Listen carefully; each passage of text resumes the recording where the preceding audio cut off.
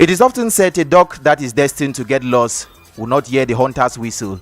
But here at Royal FM, we make sure you hear the whistle. Good afternoon, Radio Faithfuls. You are on to the news. Our headlines.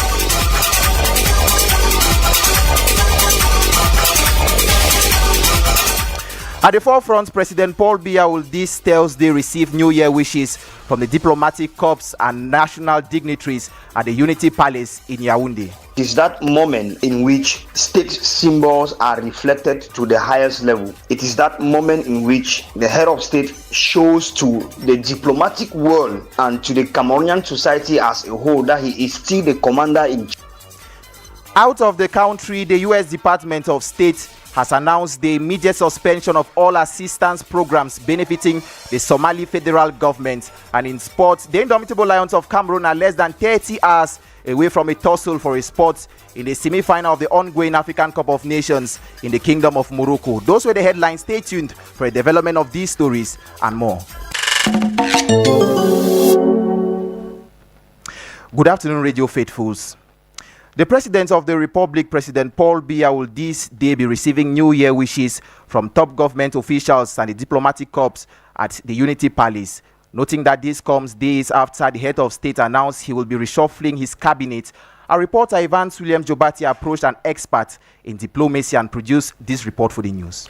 As inscribed on the constitution of the country, the presentation of New Year wishes to President Paul Biya is not just a mere formality, but of great significance, as Dr. Fideric, expert in diplomacy, reveals. It is that moment in which state symbols are reflected to the highest level. It is that moment in which the head of state shows to the diplomatic world and to the Cameroonian society as a whole that he is still the commander-in-chief. You might have noticed until he does that New Year wishes ceremony, no other institution can go ahead to do it.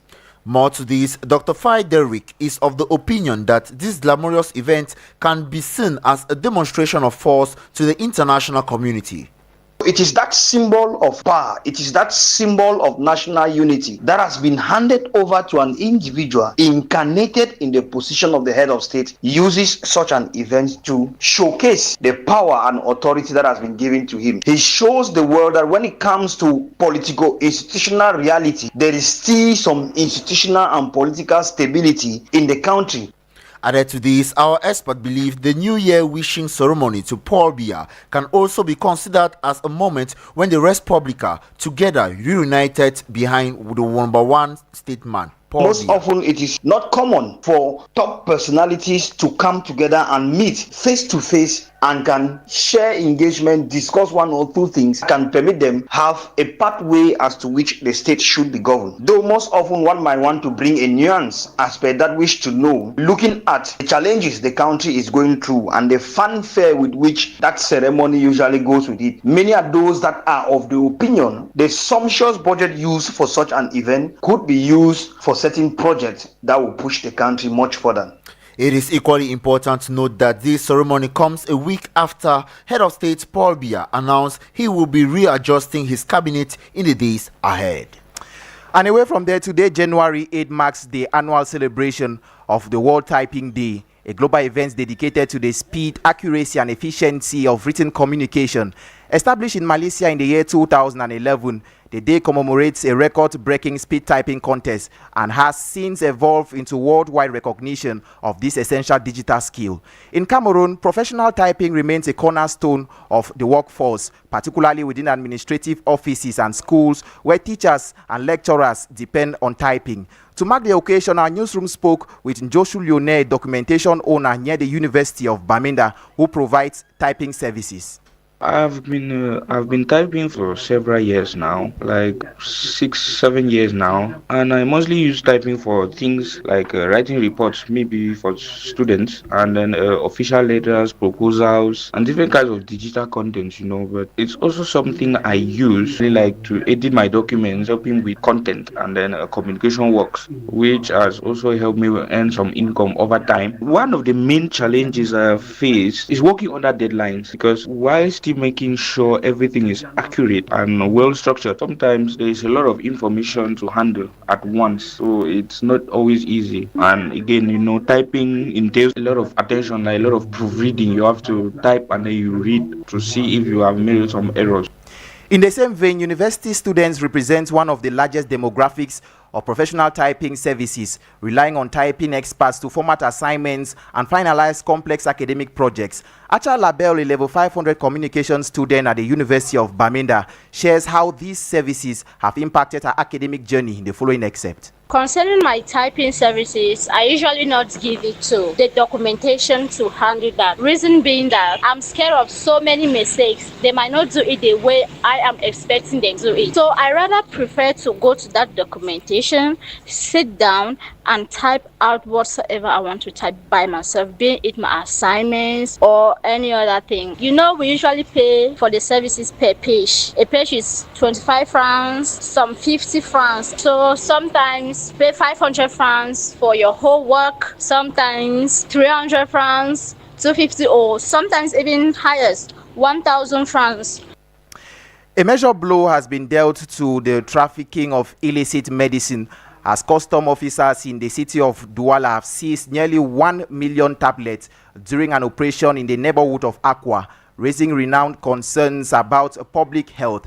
But despite efforts to fight this phenomenon, it keeps getting worse. Jeffrey Tachum had an exchange with some Cameroonians and compiled their reactions in the following report.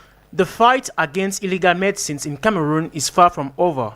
This phenomenon has become a common but dangerous reality for many Cameroonians. But for Paul Wanji, mostly low-income earners depend on these drugs because they are affordable. Honestly, the dust and in my opinion, I think one of the main obstacles has to do with the price. Many people are sometimes aware that the normal drugs has to be sold in pharmacies, but unfortunately these drugs are usually expensive for them. They think they're expensive and they prefer to go and purchase the drugs in the neighborhood.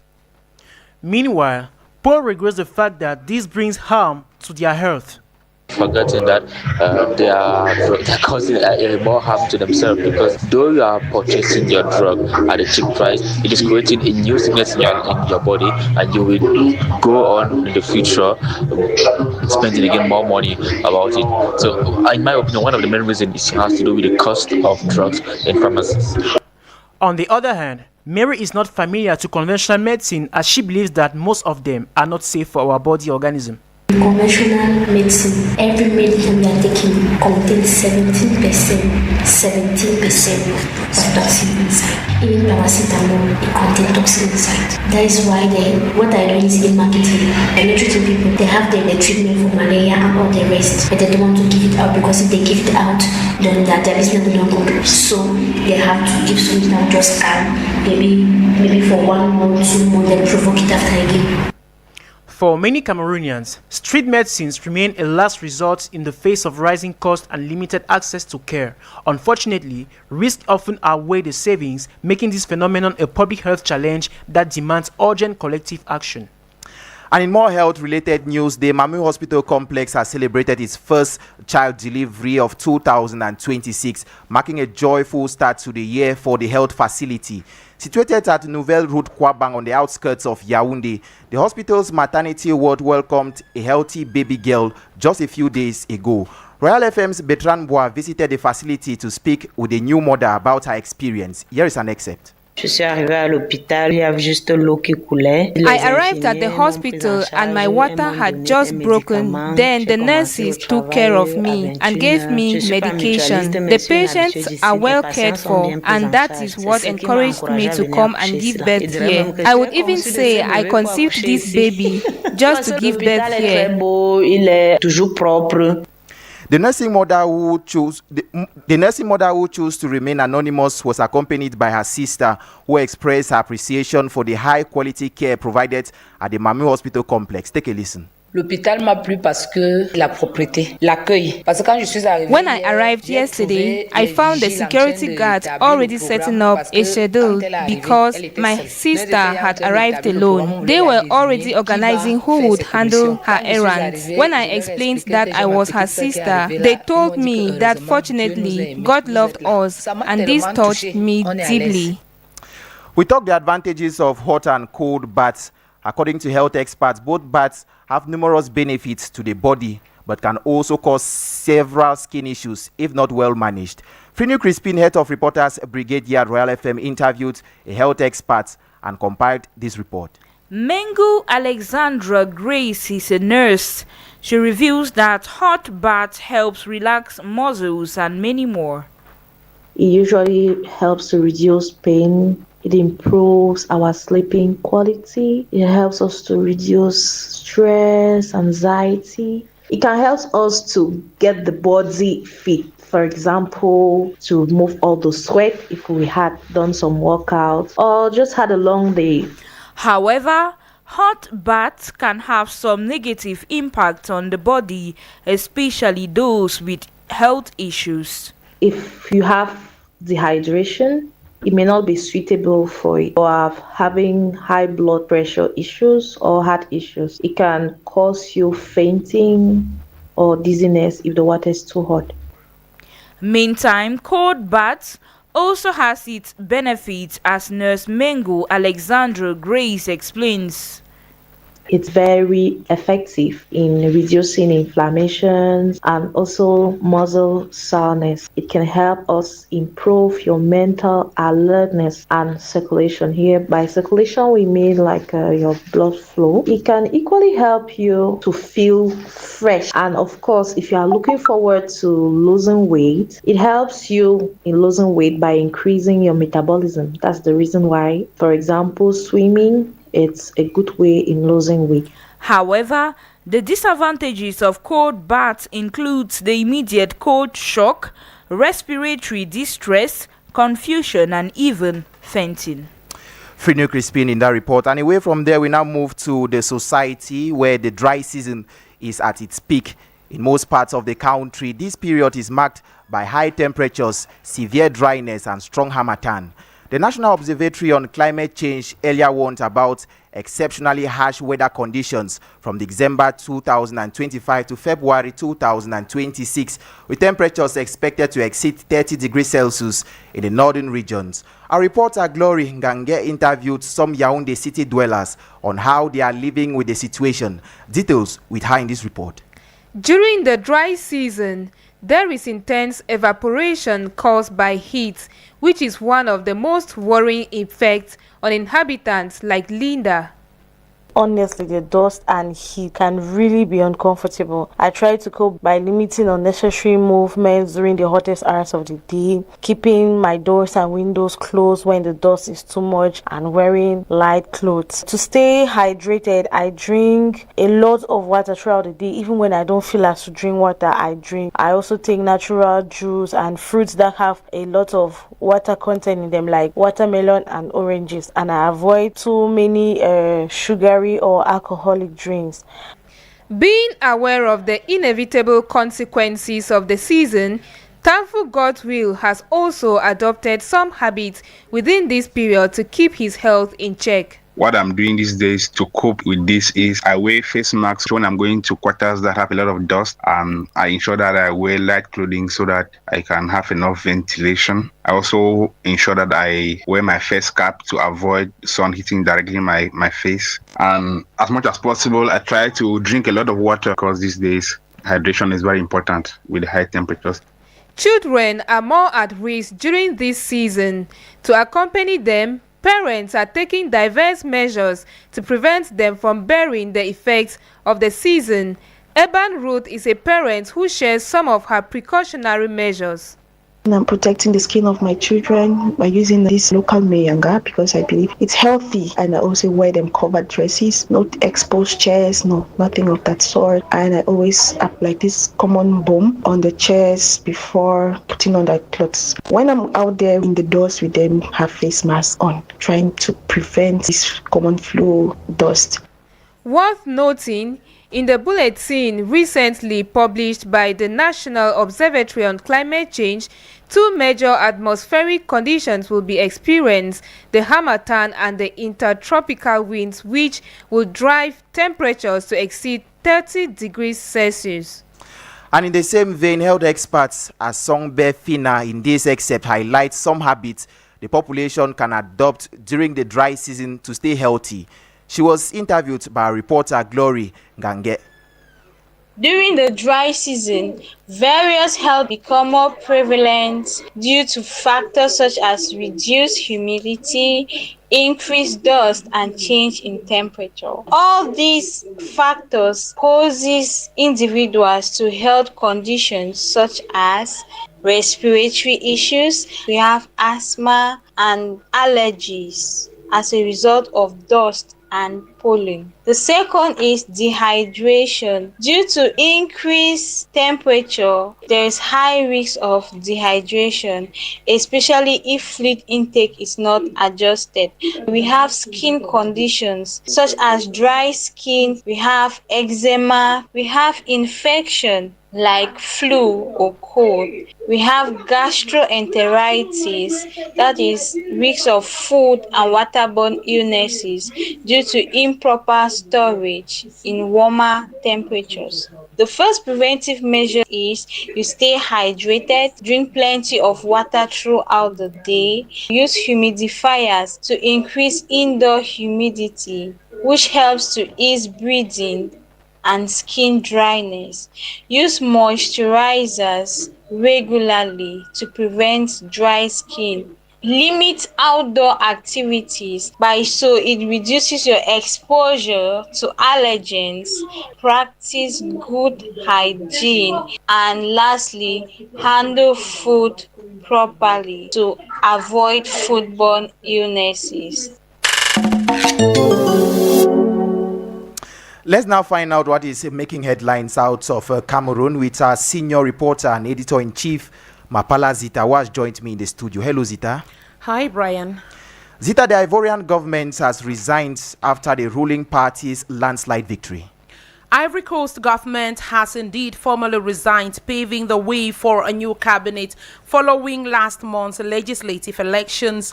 President Alassane Ouattara accepted the resignation yesterday after the ruling RHDP party secured a landslide victory, winning more than 75% of parliamentary seats. The result comes just 2 months after Ouattara was re-elected for a 4th term with nearly 90% of the votes. Despite the shake-up, major changes are not expected as most ministers were comfortably elected as lawmakers and are likely to be reappointed. A new cabinet is expected to be named by the end of this month, but for the meantime, the outgoing government will continue to handle day-to-day affairs, Brian.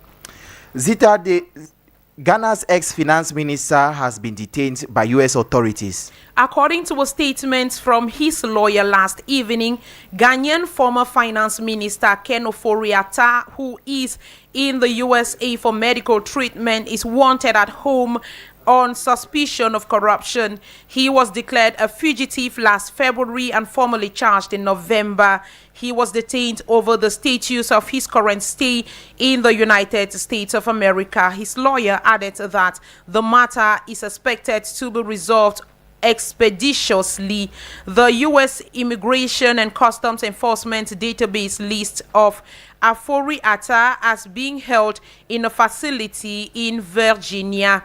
The 66-year-old served as finance minister from 2017 to 2024 under former President Nana Akufo-Addo and oversaw contentious tax reforms and the negotiations with the International Monetary Fund. In more foreign news, you say the USA has halted assistance to Somalia over claims of illegal seizure of food aid. That's right, Brian. The United States of America has suspended all assistance to the government of Somalia, alleging that officials destroyed a UN World Food Programme warehouse and seized donor-funded food aid. In a message on X, the U.S. State Department stressed that the Trump administration has a zero-tolerance policy for waste, theft, and division of life-saving assistance. The message also said reports has been received about officials illegally seizing 76 tons of food intended for vulnerable Somalians. It further adds that any resumption of assistance would depend on the Somali government taking accountability for its unacceptable action and taking appropriate remedial steps. What else do you have in your file, Zita? French farmers have today blocked roads into Paris and landmarks like Arc de Triomphe with tractors in protest against a sweeping trade deal the European Union is due to sign with South American nations. Farmers from the right-wing coordination Rural Union called for the protest in Paris amidst fears that the planned free trade agreement with the Mercosur bloc will flood the EU with cheap food imports. And then British armed forces have provided support to the United States in its operation to seize a Russian-flagged oil tanker in the North Atlantic yesterday. This according to the Minister of Defense, who confirmed in a statement. Back to you, Brian. We now talk sports, but first, the 2025 African Cup of Nations. AFCON 2025 Morocco, a special page in the news. The indomitable Lions of Cameroon are set to hold their last training session ahead of their quarter-final pair against the Atlas Lions of Morocco, the host country, today. The team earlier on sat in for a pre-match press conference where in presence we had the head coach Pago David and Christian Kofani. Here is an excerpt of Coach Pago David during the said pre-match press conference. If the competition stops tomorrow or the day before tomorrow or the day before tomorrow, we are going to enjoy. So up to now, we are focused to the match of tomorrow. We are playing a great match tomorrow, so continue to enjoy the moment. The objective is that match of tomorrow. We have a training session this afternoon, so we are going to see how our guys, the state of mind of our guys, and then we are going to see the position of Cameroon.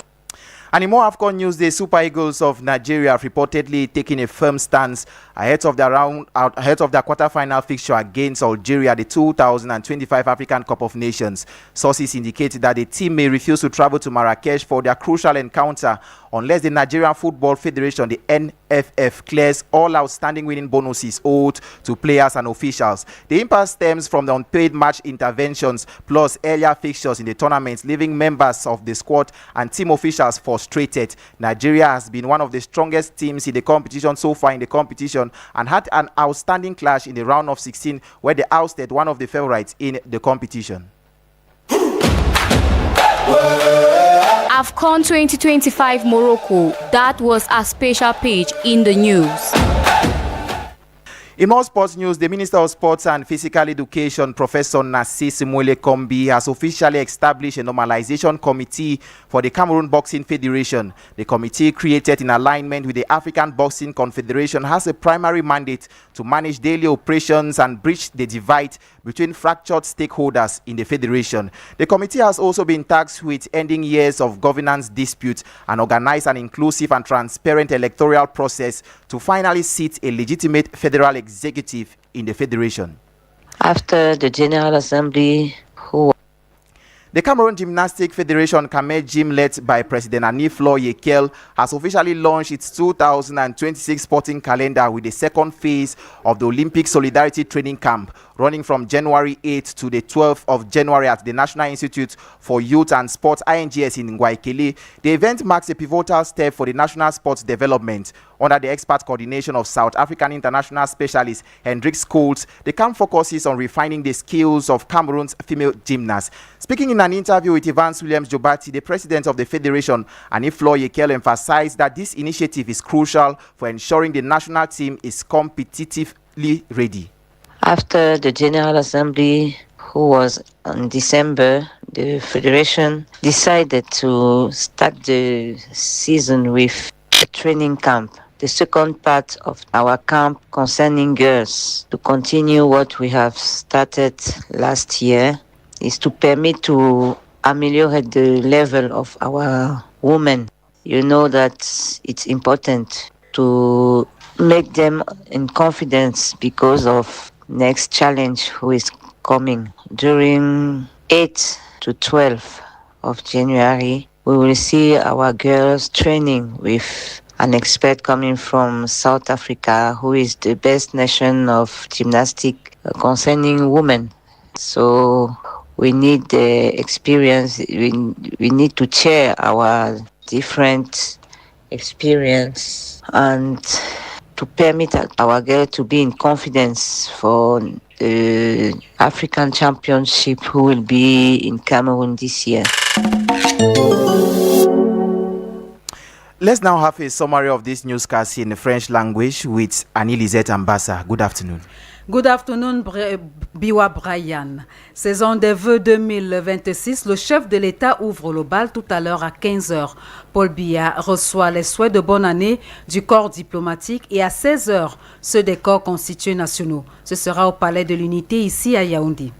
De la vie au complexe hospitalier La Mamu, la structure sanitaire a enregistré le 4 janvier la naissance du premier bébé de l'année 2026. La fillette et la maman se portent bien grâce au professionnalisme du corps médical rompu à la tâche.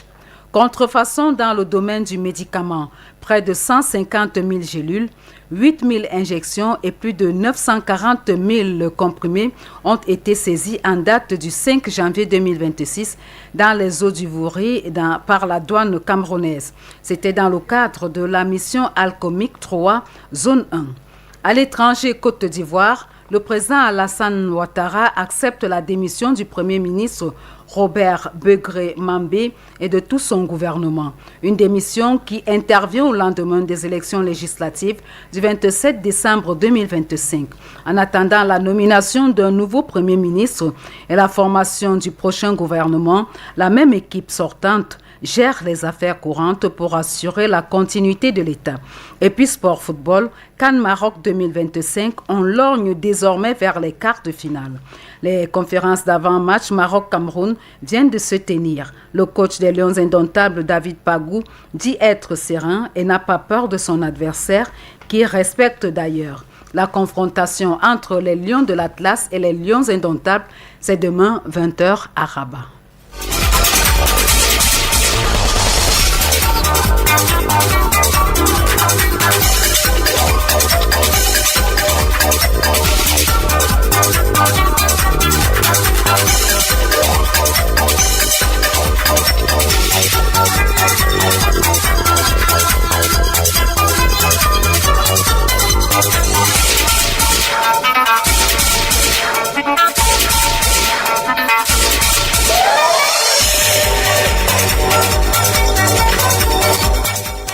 Dear listeners, we have reached the end of today's edition of the 2 p.m. news over Reality 8.4 FM. The news was successful thanks to the technical expertise of Salomon Esan. On the cameras, we had Brian Bida. Production assistants came in from Evans Williams Jobati. Script editing, Mapala Zita. Editorial coaching, Abel Bela Samari. Coordination, we had from the station's manager, Roger Kiek. For general supervision, the Reverend Pastor Bisai Emmanuel Noel. Representation, my name is Biwa Brian. Inviting you to stay glued to your radio set